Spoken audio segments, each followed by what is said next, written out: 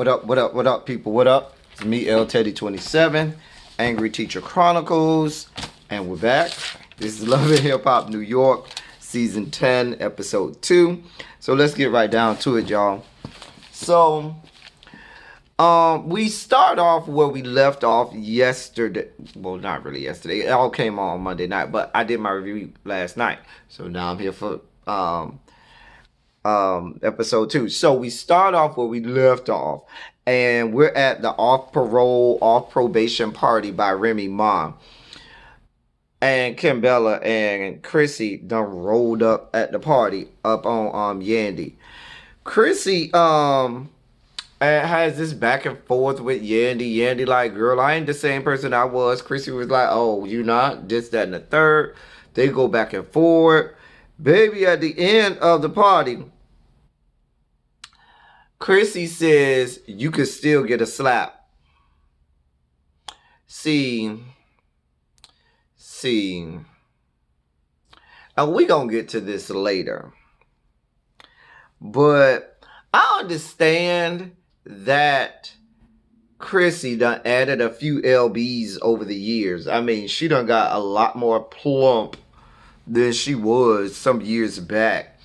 But what you not gonna keep doing, dear one, doll baby, what's not gonna keep happening is you just keep disrespecting me in my face, telling me what you is not gonna do to me. Cause in the middle of that sentence is when I'm gonna commence to dragging you. That's how that goes down. Cause when she uttered out of her lips, you could still get, that was when Yandy was supposed to drag her.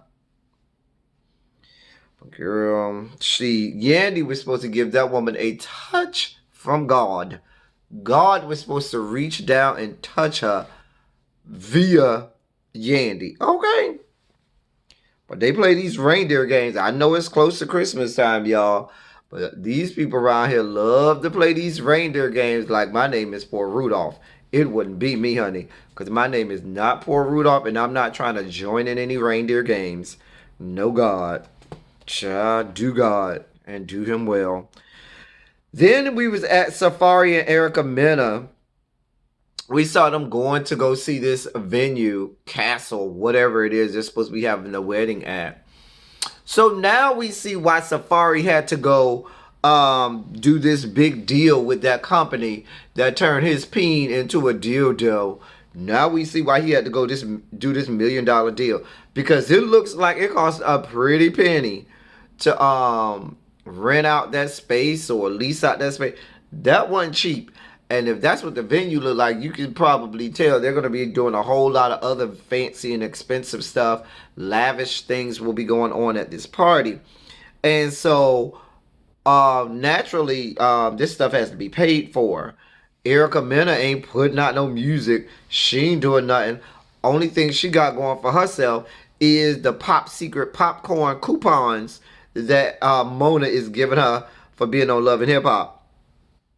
So, child, he had to secure, as they say, secure the bag through the peen and get some coinage with which to pay for all this. So then we see Chrissy and Kimbella. They're out having lunch, getting something to eat. Jonathan rolls up. Kimbella doesn't like the fact that Jonathan is still friends with Yandy, and Jonathan and Yandy are cool. And Jonathan and Yandy are actually closer than Kimbella and Jonathan.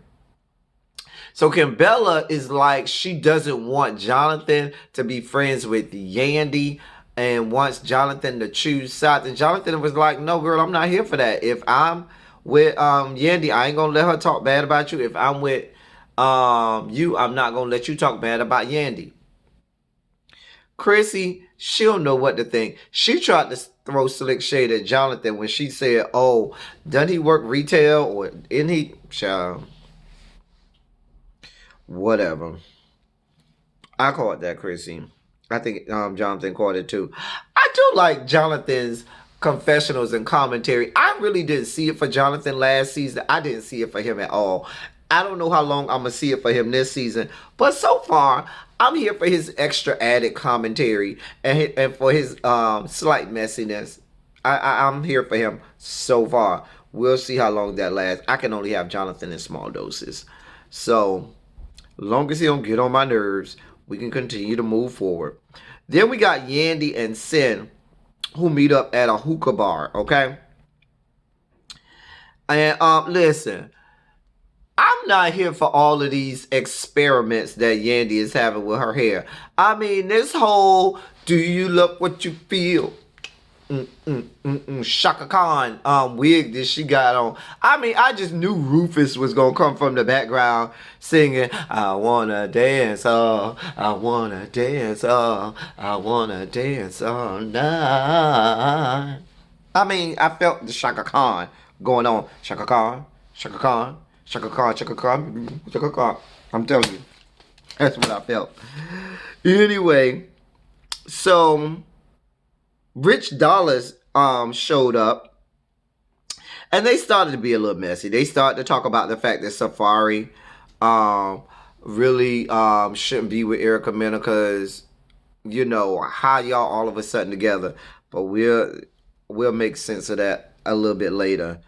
And then they talk about how there's this chick who's claiming in Jamaica who's claiming that Safari was supposedly going to get engaged to her, and that she has receipts because she has text messages in her phone and this, that, and the third. And Rich Dollaz is talking about how Safari must be desperate to get married. Basically, he says Safari's desperate to get married to anything. I mean, Safari will marry me if I will let him. And I mean, I'm available, Safari, if you want to. I mean, I'm here for all that you got going on. Long as you keep your mouth closed and you slanging it around, I'm here for it. We can get married. If you just looking for somebody to hold you down, I'm here for it. I even let you keep the little child that you got. I mean, me saying I'm letting you keep it. But I'm saying I don't mind, you know, being babysitter for the little baby y'all got going on, you know, being a, you know, stepdad or whatever. Whatever. Long as you keeping me happy in the bed. And keeping that deal with the, little, you know, dildo company. Anyway. You know, we got to keep the money. So then the next thing we saw, Remy Ma was at this photo shoot for her album. Fat Joe is there, and he's telling her, listen, yes, you do have a lot of expectations and a lot of pressure. You was in jail all these years. You signed this contract. Baby, these people need you to put out an album, and they needed to be good so that you can make sure that it was worth their investment. He also told her, because all of a sudden it's this whole thing about, oh, well, I got to be a mom and I got to have a career. Hello. And Fat Joe just laid it out to her. Okay, every mother has had to do that at some point. I shouldn't say every mother, but most women who've had children have had to do that, where you have to balance your career and your baby. Hello. Ever heard of a babysitter, a daycare, a nanny, something? Come on now. Y'all make this make sense for me. Anyway, child, I ain't buying what she's selling. I'm not buying. I don't believe none of this is a storyline that Mona created, because I ain't buying nothing, no parts of this. Mona, do better. Writers, do better. Weak ass storyline. Moving on from that mess, Ericka Mena then meets up with Tahiri. Now, if y'all remember, Tahiri is the girl that was dating Joe Budden before Sin. Tahiri is the girl who turned Joe Budden down in the middle of Times Square, if you recall. When he got on the knee. That's another one who trying to get married to anything walking. Now, I really don't see it for Joe Budden like that. And if I recall, there was some peen pictures that surfaced across the internet some years ago on Joe Budden. And it was nothing really to run home and tell mama about. So whereas I'm here for all parts of Safari, I'm here for no parts of Joe Budden. And I know he's clamoring to get married to anything that will take the ring and allow him to cheat. But I'm not here for it. Anyway, I really don't have any commentary about this conversation they were having, because Ericka Mena was talking about what Tahiri was talking to him about. Not him. Tahiri was talking to Ericka Meta about perhaps getting a prenup with Safari. I really didn't care. So then, this is probably the best part of the episode. Then we got Sin, Kimbella, Jonathan, and Yandy. They all meet up to eat lunch, have lunch, brunch, whatever time of day it was. It was during the day. Baby, they start talking. And then they bring up that I guess that's when all the stuff came out about Chrissy and Jim Jones and the foreclosure situation. So they start to bring it up. Kimbella gets all bothered and she got all this smoke and going back and forth. And now she telling Yandy, oh, I know you this, that, and the third. And she coming at Yandy like she really ready to jump bad and buck up at Yandy. And all the while, I'm looking at this chick like, girl. But you was over there kumbaya and sitting across the table from this same whore that drug you. Girl, what?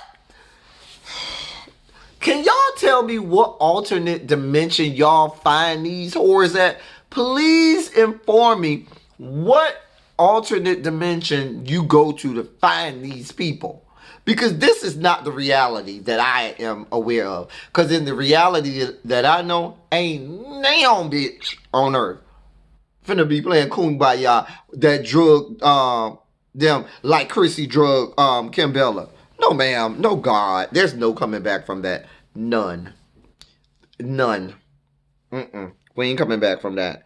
But that child, if you like it, Kimbella, I love it. If it's good for you, it's great for me. I mean, maybe she's delusional. Maybe she's out of sorts because Jewels is in jail and maybe she ain't getting her none. And maybe she's sexually frustrated because a lot of sexual frustration will make you go a little loony in the head. Maybe that's her issue, but I just don't understand it. Y'all make it make sense for me. Chrissy and Jim Jones then talk about, then we see Chrissy call Jim Jones. They talk about this foreclosure. She talk about how, oh, this is bad for my business, this, that, and the third. But if y'all were together and you knew your name was on the deed and you're this big real estate mogul, don't you think you would be a little more concerned with things involving real estate with your name on it? Which is why I don't believe half of this stuff, Chrissy. I don't believe it. Because if you're this real estate guru, why wouldn't you be checking on, even if you weren't in New York no more, you know your name on that deed. And you making all this money as you stated, then you probably need to check on properties that got your name on it. But whatever. She claims she know and he didn't tell her. I mean, and then that goes back to what Yandy was saying before. Because Yandy was saying, I wasn't trying to keep him from buying you. I was just trying to keep y'all lights on and keep y'all from having what happened to y'all with this happen. Moving on. Remy Ma is in some dressing room or something, getting ready. I don't know if it's for a photo shoot, a gig, or whatever.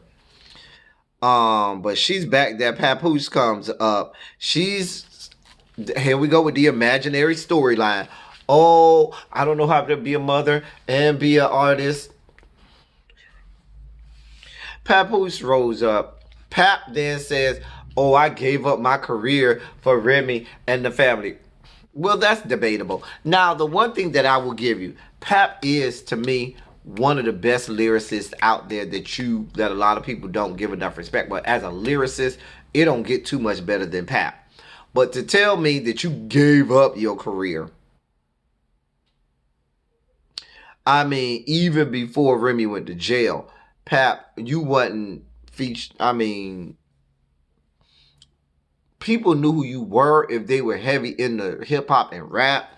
But to say you gave up a career like you was this big, Pap, I love you, Pap.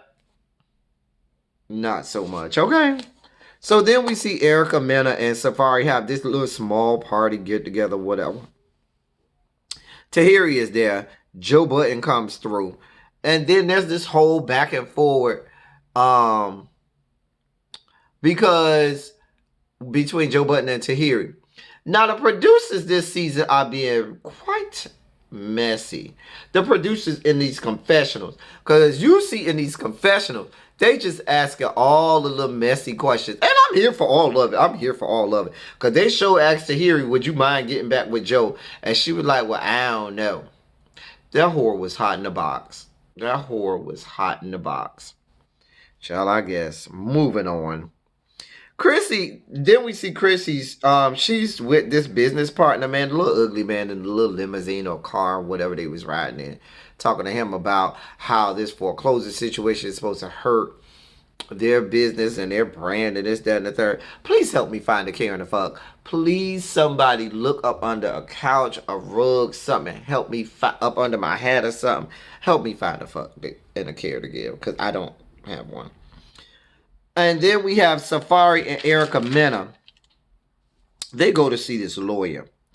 And in the middle of them talking to the lawyer, Safari think he's going there to talk about making sure all of the monies and things are squared away for this for the actual marriage and so forth. She brings up, oh, we need a prenup. And Safari is taken aback. Now, I kind of see both sides. I do think you need a prenup, but at the same time, I don't think she should have just discussed that as soon as she got to the lawyer.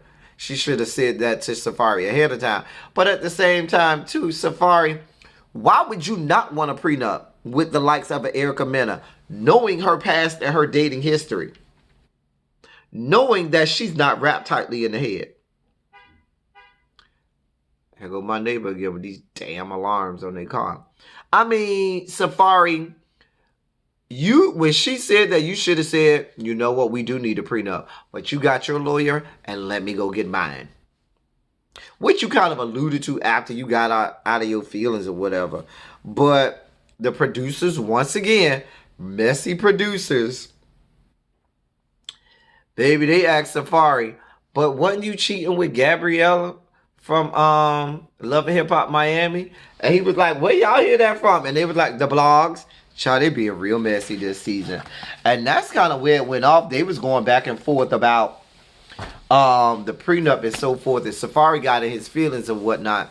Now, we know they ended up getting married, if I'm not mistaken. They already ended up getting married, so we know that. But I guess they worked it out. What I want to know is, did they get this prenup? Because if Safari is smart and he gets this prenup, baby, I would tell him in a minute. If we get this prenup, that whore gets no parts of the money that I got from this deal. But it ain't my problem. That's their problem. But that was Love and Hip Hop New York, Season 10, Episode 2. We'll be back next week, Monday. Hopefully I'm on time with my review. But we'll be back next week, Monday, to do the same thing. And we'll make it happen. We'll make it do what it do. I like what I'm seeing so far. I ain't walked off camera yet. So we good for now, y'all. I'll catch y'all next time. But till next time, y'all, thank y'all for coming. Y'all drive safely.